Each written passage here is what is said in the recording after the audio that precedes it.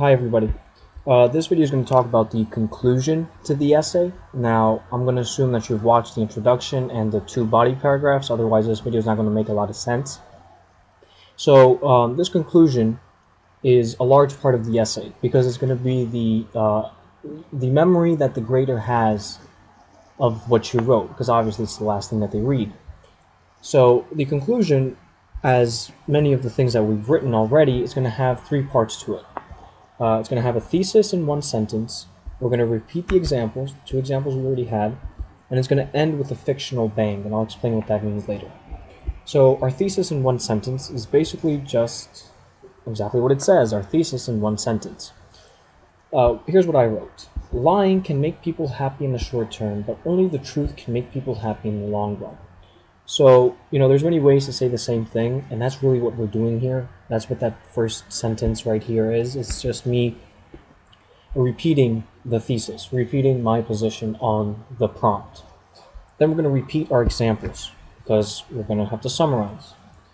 As is evident with Myrtle and the death and misery caused by her lying to her husband, lying only works in the short term and fails miserably in the long term. The story of Firdaus also demonstrates that telling the truth to yourself ultimately brings the most happiness, whereas lying actually brings considerable pain. So those were our two examples, Great Gatsby and Firdaus, and while repeating those examples, we basically also repeat the prompt, which can be found right here. Telling the truth to yourself ultimately brings the most happiness, whereas lying actually brings considerable pain. So we're repeating the examples at the same time repeating how we feel about the prompt. Now this last part right here where it says end with a fictional bang is also, I think, really interesting. What I mean by saying end with a fictional bang is that we want something that will impress the reader enough to earn us a good score. I think a good score is a 12.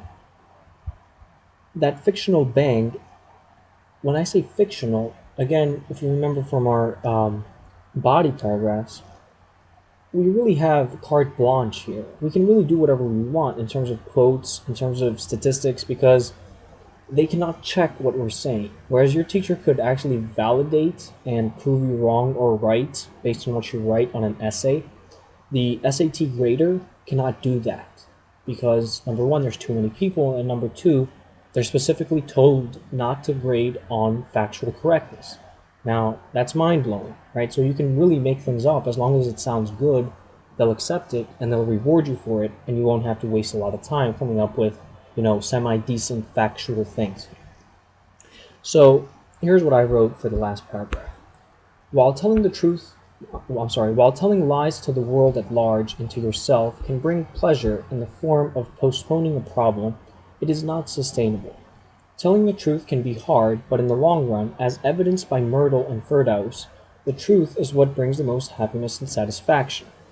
Current scientific research indicates that people who tell lies to themselves and others around them live 10%.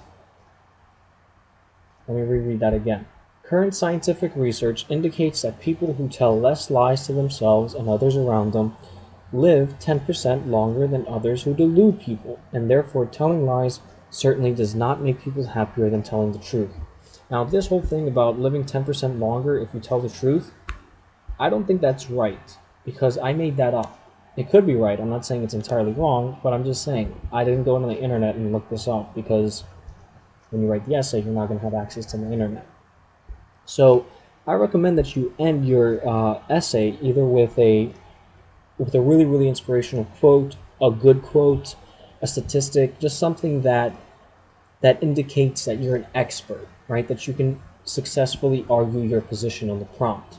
And statistics, for one reason or another, indicate that you know what you're talking about. So that's our fictional bang. That's our ribbon on the box that hopefully impresses the reader enough for them to give us 100%, 12 out of 12, or as good as we possibly can get it.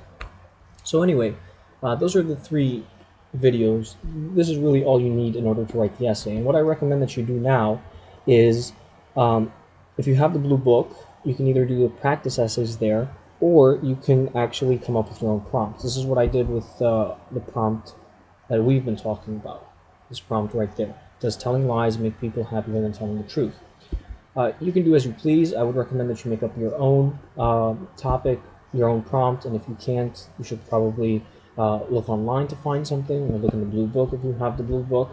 But my recommendation to you is that you write at least 5 essays before test day, and you write them under time conditions. And then you can come back and watch these videos again and compare to what I've done. You can email me with any questions that you may have. I'll do my best to get back to you as fast as I can. Just practice. The key to this is practice. You already have a framework. You already have a good idea of how it should be done, of what a good essay looks like, the importance of a thesis, the importance of ending strong, and I think you already know what to do. So my suggestion to you right now is to go and plan how you're going to write 5 essays before test day, because if you practice, if you do at least 5, I think it's going to be next to impossible for you not to do well in this section.